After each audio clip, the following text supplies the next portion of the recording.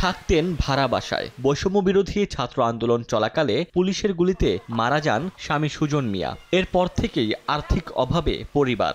গ্রামে নিজের ঘর না থাকায় 2 সন্তান নিয়ে তার স্ত্রী আশ্রয় নিয়েছেন অন্যের বাড়িতে।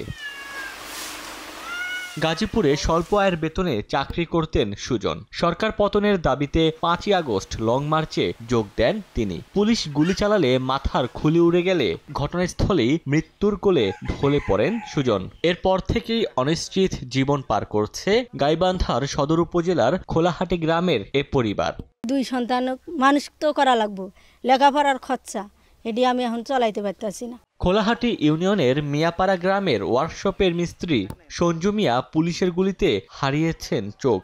4 আগস্ট বিক্ষোভ মিছিলে যোগ দিলে গাইবান্ধা পুলিশ সুপার কার্যালয়ের সামনে পুলিশের সঙ্গে সংঘর্ষ হয়। এ সময় তার শরীরের বিভিন্ন স্থানে 3টি ও চোখে 2টি গুলি লাগে। চোখ নষ্ট হলেও বেঁচে যান ভাগ্যক্রমে। আমি 5টা গুলি খায় আমি কানা করছি, কানা খায় আমি চোখ দেখতে পাই না। ওই দিন শহরের হকার্স মার্কেটের মুরগির দোকানের কর্মচারী পৌর এলাকার মোহরিপাড়ার নয়ন মিয়ার শরীরেও গুলি লাগে 13টি। ভালো ট্রিটমেন্ট করতে পারতেছি না। 6টা গুলি এখনো আছে মাথায়, নাকে। এগুলো খুব যন্ত্রণা করে। যদি আমার আর্থিক সহায়তা থাকতো তাহলে আমি অবশ্যই বড় চিকিৎসা করতাম। সঞ্জু মিয়া ও নয়ন মিয়ার মতো একই অবস্থা বৈষম্য বিরোধী ছাত্র আন্দোলনে অংশ নেয়া অনেক পরিবারের। অন্ধত্ব, পঙ্গুত্ব ও শরীরে গুলি নিয়ে দুর্বিষহ দিন পার করছেন তারা। 3টা গুলি লাগছিল, একটা বের হয়ে গেছিল আর 2টা ছিল। টাকার অভাবে বেরও করতে পারি নাই, আর এখনো পর্যন্ত কেউ খোঁজও নিচ্ছে না। আগে আমার পরিবার বড় ভাই চালাতো, 4 আগস্ট গুলি খাওয়ার পরে তো বাসায় এখন বসে আছে। খুব কষ্ট চলতেছে, খাবার ঠিক মতন নেই। একটা ছেলে আছে তারও খাওয়া ঠিক নেই।